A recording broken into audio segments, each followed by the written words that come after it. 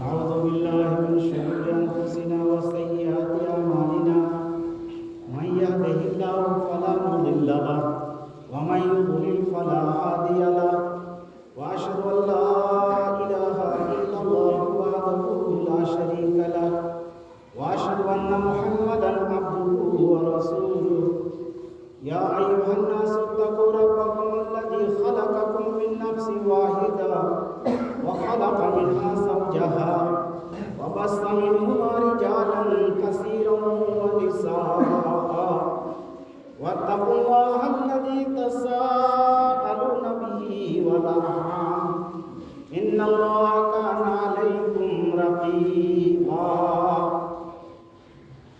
يا أيها الذين آمنوا اتقوا الله وقولوا قولا سديدا يصلح لكم أعمالكم ويغفر لكم ذنوبكم ومن يطع الله ورسوله فقد فاز فوزا عظيما يا أيها الذين آمنوا اتقوا الله حق تقاته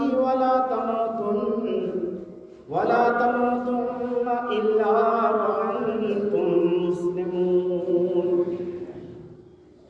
أما بعد فإن خير الحديث كتاب الله وخير الهدي هدي محمد صلى الله عليه وسلم وشر الأمور محدثاتها وكل محدثة بدعة وكل بدعة ضلالة وكل ضلالة في النار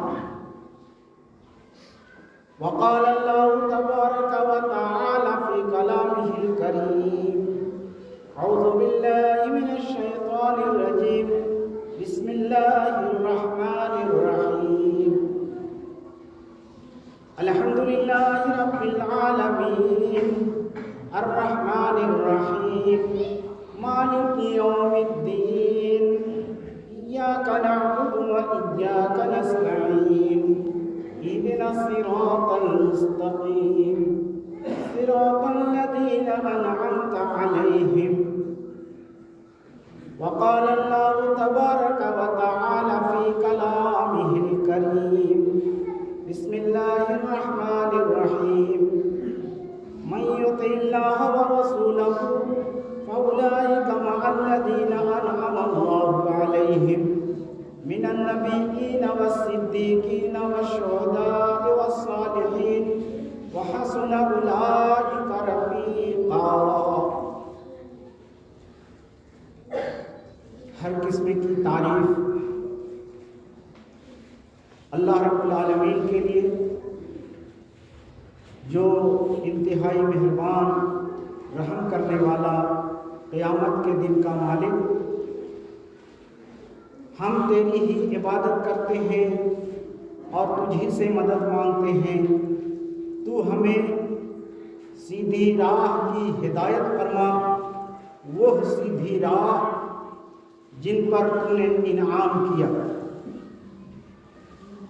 انعام پانے والے لوگ جن کو ہم منعم علیہم کہتے ہیں اب جان چکے ہیں کہ وہ 4 قسم کے لوگ ہیں جن کو اللہ رب العالمین نے سورہ نساء کے اندر بیان فرمایا ہے وہ نبیوں کی جماعت ہے وہ صدیقین کی جماعت ہے وہ شہیدوں کی جماعت ہے وہ صالحین کی جماعت ہے اور ان لوگوں کی دوستی ان لوگوں کی رفاقت بڑی اچھی چیز ہے صالحین نیک لوگ نیک کار اس کا اپوزٹ ہے بدکار بدکاروں میں مشرکین ہیں کافرین ہیں اور منافقین ہیں جن کو آپ جان چکے ہیں اور ان کی قدر تفصیل کے ساتھ تصریح آپ کے سامنے بیان بھی ہو چکی ہے صالحین نیک لوگ کون ہیں صالحین کون ہیں صالحین کا شارٹ میں یوں سمجھیے صالحین ان کو کہتے ہیں جو حقوق اللہ اور حقوق العباد کو کما حق کو پورا کرتے ہیں، یعنی اللہ کے حقوق کو بھی ادا کرتے ہیں اور بندوں کے حقوق کو بھی پورا کرتے ہیں، وہی صالحین کہلاتے ہیں، وہی نیک لوگ کہلاتے ہیں۔ دنیا کے ہر انسان کا یہ دعویٰ ہے کہ ہم مومن ہیں، مسلمان ہیں، نیک ہیں، گرچہ ان کا عمل کتنا ہی برا ہو، کتاب و سنت سے ہٹ کر کے ان کی زندگی گزر رہی ہو، پھر بھی وہ کہتے ہیں کہ ہم صالحین کی جماعت میں ہیں، ہم نیک ہیں۔ صالحین کی جماعت کو بری نظر سے دیکھتے ہیں، پھر بھی وہ سمجھتے ہیں اور ان کا تصور ہے کہ ہم ہی سب سے اچھے۔ وہ جھوٹ بھی بولتے ہیں، پھر بھی سمجھتے ہیں کہ ہم صالحین کی جماعت میں سے ہیں۔ وہ جھوٹی گواہی بھی دیتے ہیں، پھر بھی کہتے ہیں کہ ہم صالحین کی جماعت میں ہیں۔ وہ چوری بھی کرتے ہیں، زنا بھی کرتے ہیں، شراب بھی پیتے ہیں، پھر بھی ان کا دعویٰ ہے کہ ہم صالحین کی جماعت میں ہیں، ہم مومن ہیں، ہم مسلمان ہیں۔ میرے بھائیوں، صرف دعویٰ سے کچھ نہیں ہوتا، اس کے لیے دلیل چاہیے، اور اس کے لیے دلیل عمل ہے۔ عمل صالح اس کی دلیل ہے۔ صالحین وہی لوگ کہلائیں گے، نیککار وہی لوگ کہلائیں گے جن کے پاس عمل صالح، نیک عمل ہو، وہ عمل جو کتاب و سنت سے میل کھاتا ہو، یعنی قرآن نے جو عمل کرنے کا ہمیں حکم دیا ہے وہ عمل انسان کرتا ہے تو وہ صالح کہلاتا ہے۔ نبی پاک صلی اللہ علیہ وسلم نے جو عمل ہمیں کرنے کا حکم دیا ہے وہ کرتے ہیں تو وہ نیک لوگ ہیں۔ ان کے خلاف چلنے والے، ان کے اپوزٹ چلنے والے، ان کے علاوہ الگ راستہ اختیار کرنے والے قطعاً وہ صالحین کی جماعت میں نہیں ہو سکتے، وہ نیک نہیں ہو سکتے۔ اللہ رب العالمین نے قرآن کریم کے اندر بیان فرمایا، ان اکرمکم عند اللہ اتقاکم، تم میں سب سے باعزت وہ انسان ہے، سب سے اکرم، سب سے افضل، سب سے اشرف، سب سے بہتر وہ انسان ہے جو سب سے زیادہ ڈرنے والا ہے، جو سب سے زیادہ تقوی شعار ہے، جو سب سے زیادہ متقی اور پرہیزگار ہے، وہ اللہ کے نزدیک سب سے باعزت انسان ہے۔ صرف دعویٰ سے کچھ نہیں ہوتا۔ اور سورہ انفال کے اندر اللہ رب العالمین نے ارشاد فرمایا، انما المؤمنون الذين اذا ذكر الله وجلت قلوبهم واذا تليت عليهم آياته زادتهم ایمانا وعلى ربهم يتوكلون الذين يقيمون الصلاة ومما رزقناهم ينفقون اولئك لهم درجات عند ربهم ومغفرة ورزق کریم۔ اللہ رب العالمین نے فرمایا مومن وہ ہیں، نیککار وہ ہیں، صالحین وہ ہیں جب ان کے پاس اللہ کا ذکر کیا جاتا ہے تو ان کے دل تھر تھرا جاتے ہیں، ان کے دل میں کپ کپی پیدا ہو جاتی ہے، ان کے بدن میں ارتعاش آ جاتا ہے، ایک لہر دوڑ جاتی ہے اللہ کی، اللہ سے ڈرنے کی، جہنم کو یاد کر کے خوف کھانے کی۔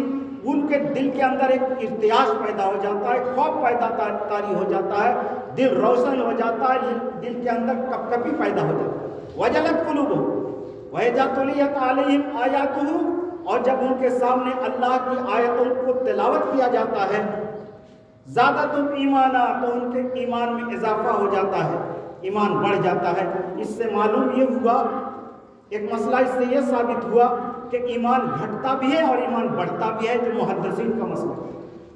وَعَلَىٰ رَبِّهِمْ يَتَوَكَّلُونَ، اور صالحین کی جماعت، مومنوں کی جماعت، مسلمانوں کی جماعت اللہ پر بھروسہ کرنے والی ہوتی ہے، کسی دوسرے انسان پر بھروسہ کرنے والی نہیں ہوتی، بھروسہ ان کو صرف اللہ پر ہے اور کسی پر نہیں۔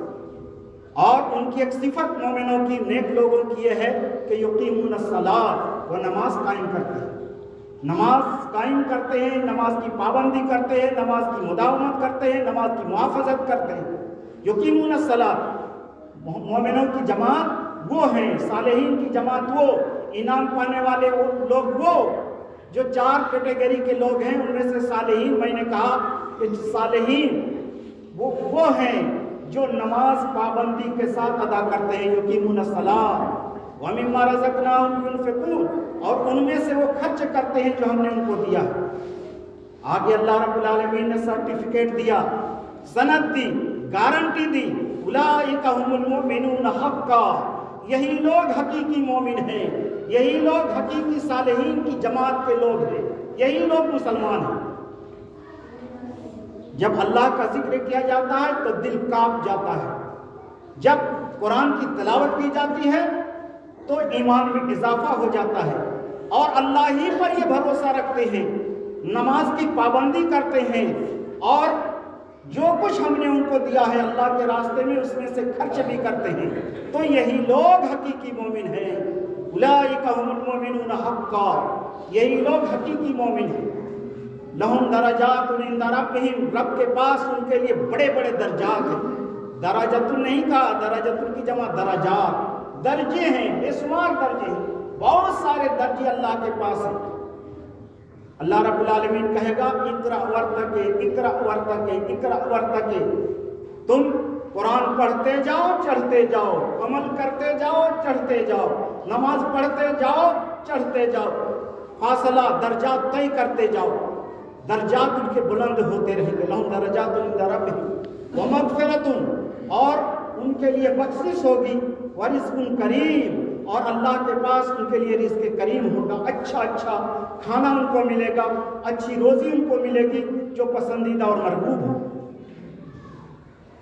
میں نے کہا کہ صرف زبان سے کہنے سے آدمی مسلمان نہیں ہوتا، مسلمان بننے کے لیے کچھ شرائط ہیں، اور ان کی شرائط میں سے یہ ہے کہ قرآن کی تلاوت ہو تو ان کے ایمان میں اضافہ ہو، اللہ کا ذکر ہو تو دل کانپ جائے، اور نماز کی خصوصی طور سے وہ پابندی کریں۔ آج ہمارے ماحول اور معاشرے میں سب سے بڑی کمی اگر ہے تو اسی بات کی سب سے بڑی کمی ہے کہ آدمی مسجد سے دور بھاگتا، آدمی مسجد سے دور رہتا، اسی کی سب سے بڑی کمی ہے، جو کمی ہونی نہیں چاہیے، جس کا اسلام میں تصور بھی نہیں کیا جا سکتا ہے۔ آج وہی صورتحال ہمارے ماحول میں، مسلمانوں کے ماحول میں، پورے معاشرے میں یہی بیماری پھیلی ہوئی ہے، جو انتہائی کربناک، انتہائی اندوناک اور انتہائی المناک ہے۔ اور یہ لمحہ فکریہ ہے، سوچنے کا مقام ہے۔ جس چیز کی تاکید قرآن کریم میں بار بار کی گئی ہو اسی سے ہم مسلمان بھاگ رہے ہیں، اسی سے دور ہو رہے ہیں۔ قرآن کریم میں 80 مرتبہ سے زیادہ اللہ رب العالمین نے نماز کا تذکرہ کیا۔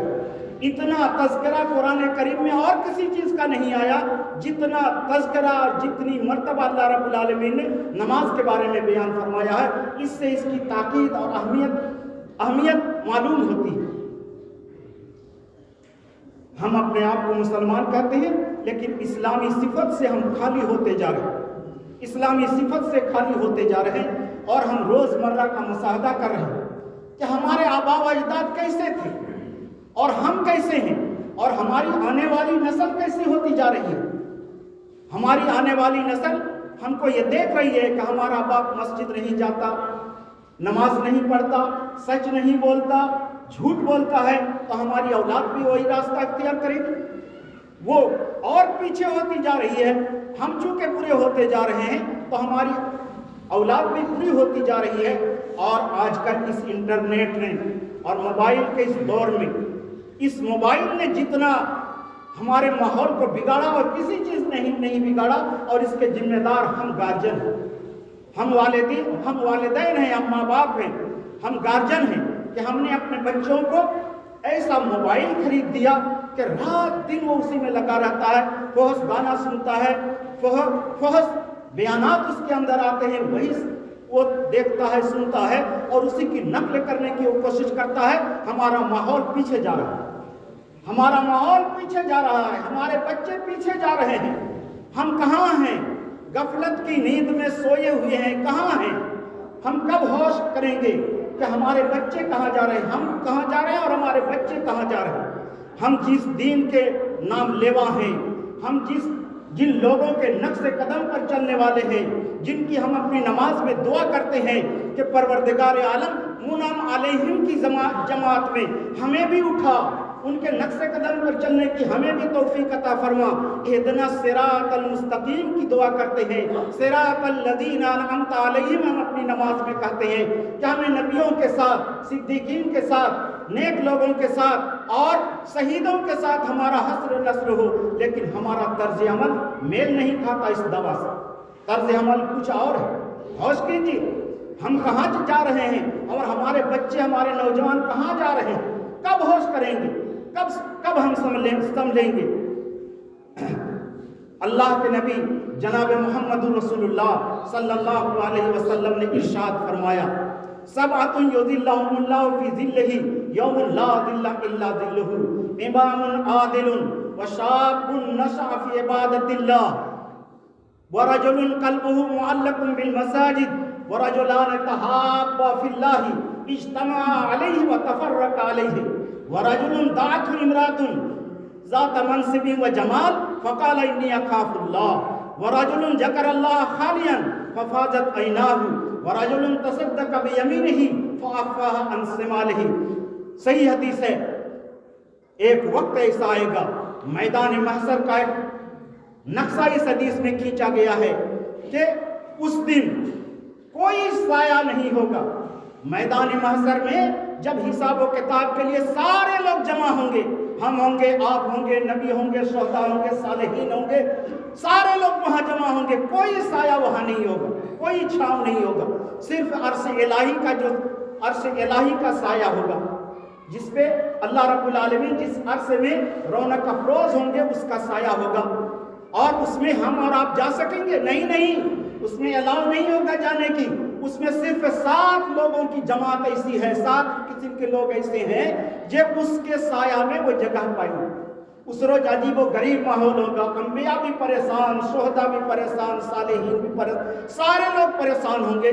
کوئی گھٹنے تک پسینے سے ڈوبا ہوگا، کوئی کمر تک ڈوبا ہوگا، کوئی چھاتی تک پسینے سے ڈوبا ہوگا، اور کوئی زبان تک پسینے سے ڈوبا ہوگا۔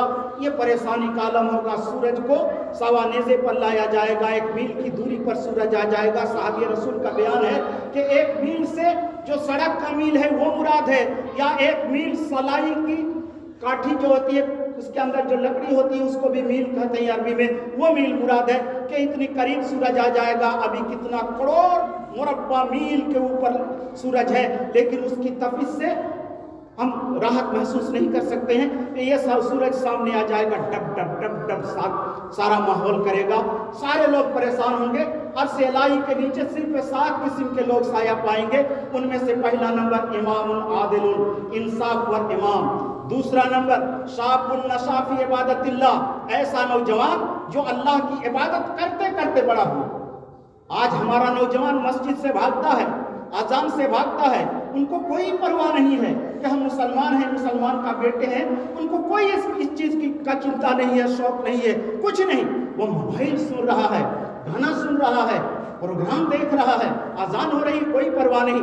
اللہ کے نبی فرماتے ہیں کہ شاب نشأ فی عبادت اللہ، ایسا نوجوان عرش الہی کے نیچے سایہ پائے گا، جگہ پائے گا، جو اللہ کی عبادت کرتے کرتے پروان چڑھا ہو، اللہ کی عبادت کرتے کرتے وہ جوان ہوا، ایسا نوجوان۔ اور آگے اور تیسرے نمبر میں فرمایا وَرَجُلٌ قَلْبُهُ مُعَلَّقٌ بِالْمَسَاجِدِ، ایک ایسا آدمی جس کا دل مسجد سے ٹنگا ہوا ہو، مسجد سے معلق ہو، مسجد سے لٹکا ہوا، مسجد سے نکلا، گھر گیا، اس کا وہ کام کر رہا ہے، کچھ بھی کر رہا ہے، پڑھ رہا ہے، لکھ رہا ہے، کھیت کا کام کر رہا ہے، دکان کا کام کر رہا ہے، کچھ بھی کر رہا ہے، لیکن دل اس طرف مائل ہے کہ کب اذان ہوگی، وقت ہوگا، ہم مسجد پہنچیں گے۔ تو ایسا آدمی بھی عرش الہی کے نیچے جگہ پائے گا۔ وَرَجُلَانِ تَحَابَّا فِي اللَّهِ اجْتَمَعَا عَلَيْهِ وَتَفَرَّقَا عَلَيْهِ، ایسے 2 دوست، ایسے 2 آدمی جس کی دوستی آپس میں صرف اللہ کے لیے ہے، صرف اللہ کے لیے دوستی ہے، اور اگر دشمنی ہے دونوں کی، جدا ہو رہے ہیں تو صرف اللہ کے لیے۔ ایسے 2 دوست جو اللہ کے لیے اکٹھے ہو رہے ہیں، نماز کے لیے اکٹھے ہو رہے ہیں، ذکر اللہ فکر اللہ کے لیے اکٹھے ہو رہے ہیں، اس چیز کے لیے نہیں کہ دوستی ہے تو ہم آپس میں بیٹھ کر کے اس کی غیبت کریں گے، اس کی چگلی کریں گے، اس کی برائی کریں گے، پروگرام بنائیں گے، سازش کریں گے، چوری کی، زنا کی، شراب نوشی، یہ نہیں۔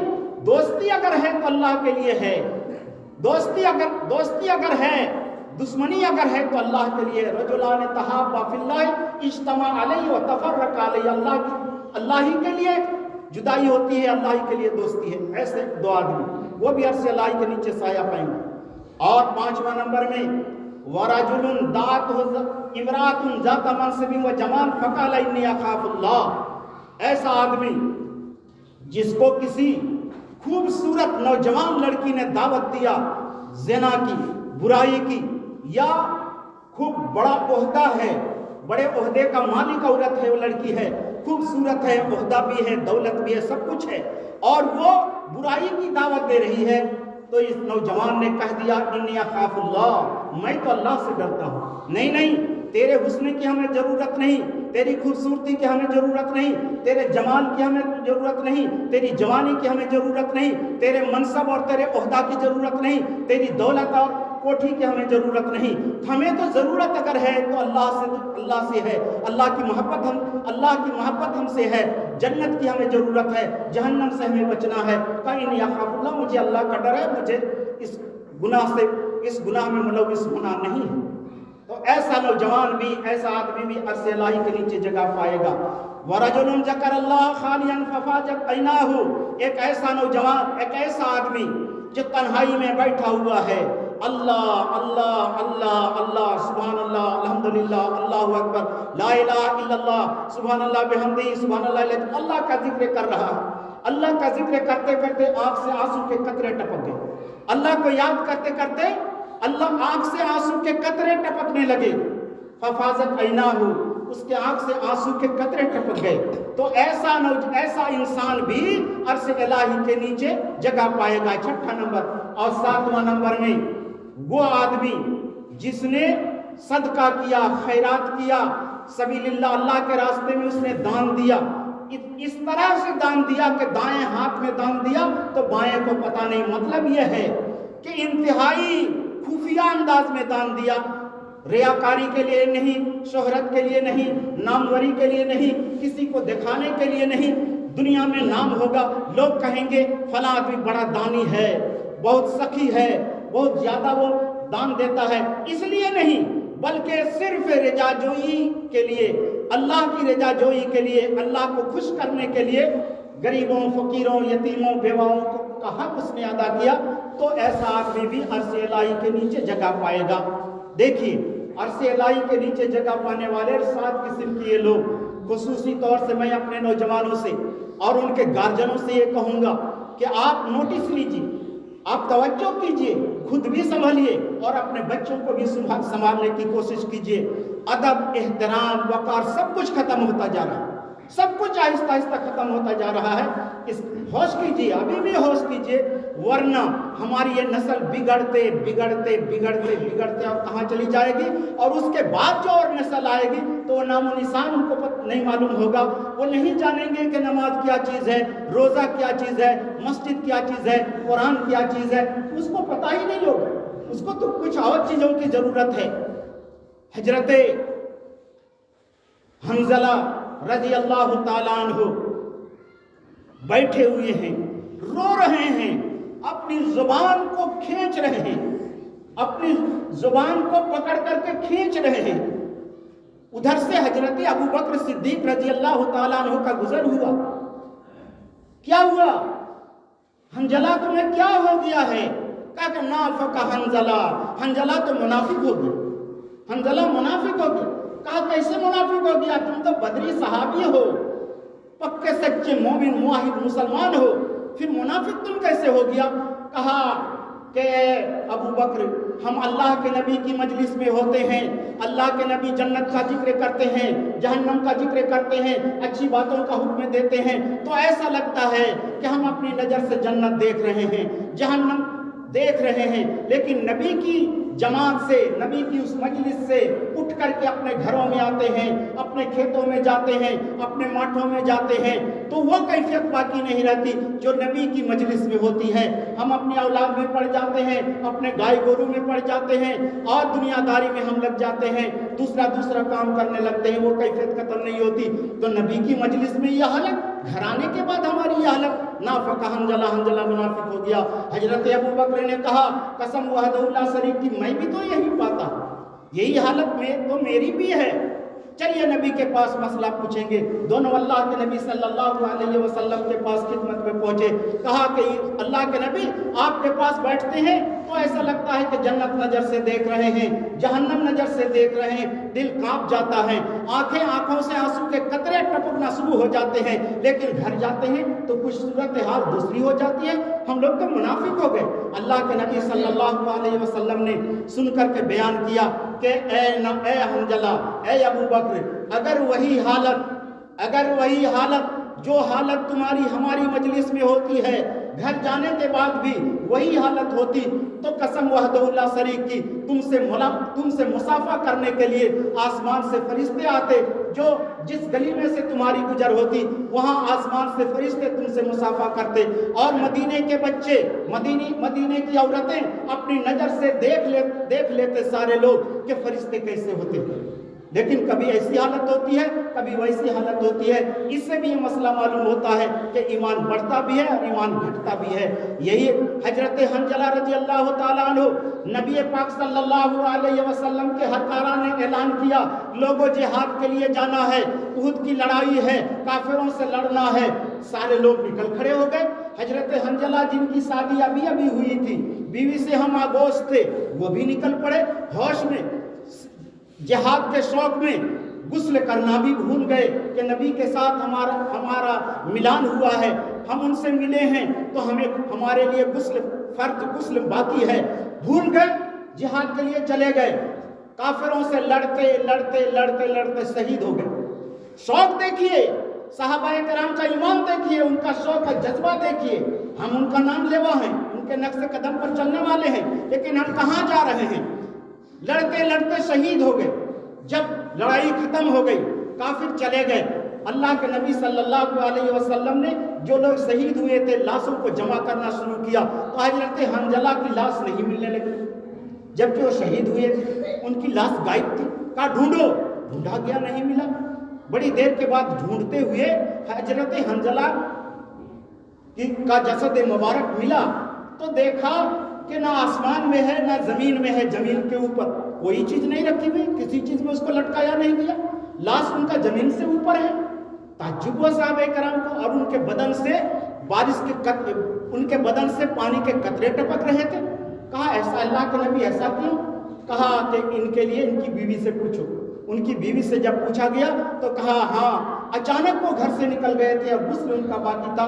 अल्लाह के नबी सल्लल्लाहु अलैहि वसल्लम ने फरमाया, ये जन्नती सहाबी रसूल फरिश्ते आसमान से आए थे और उनको आसमान के फरिश्तों ने गुस्ल दिया। ये मर्तबा है, ये मकाम है उन सहाबा कराम का, उन साथियों का, सिराते मुस्तकीम पर चलने वालों का, जिनके नक्शे कदम पर चलने का हम दावा करते हैं। उनका अमल ये था और हमारा अमल ये है। अल्लाह रब्बुल आलमीन से मैं दुआ गो हूँ कि परवरदिगार आलम हमें नेक अमल करने की तौफीक अता फरमा। परवरदिगार आलम हमें नेक बना और हमें पक्का सच्चा नमाजी बना। परवरदिगार आलम हमारी औलाद जो बिगड़ती जा रही है उन पर नोटिस लेने की हमें तौफीक अता फरमा। हमारा बाप, हमारा बेटा, हमारा बाप, हमारा दादा, हमारे नौजवान, हमारे गार्जियन ये नोटिस लें, तवज्जो करें कि हमारे बच्चे कहाँ जा रहे हैं। परवरदिगार आलम हमारे माहौल को सुधार दे, हमारे बच्चों को नमाजी बना दे, हमारे नौजवानों को नमाजी बना दे, हमारे बड़ों को नमाजी बना दे। परवरदिगार आलम नेक काम करने की तौफीक सबों को अता फरमा। हर बुराई से नफरत डाल दे, हर बुराई से नफरत हमारे दिलों में डाल दे, हर नेक काम करने की तौफीक अता फरमा। इसी के साथ परवरदिगार आलम मैं अपनी बातों को ख़त्म करते हुए दुआ कहूँ कि परवरदिगार आलम हमारे माहौल को, हमारे माशरे को इस्लामी और ईमानी बना दे। वाखिर दावाना अनिल हम्दुलिल्लाह।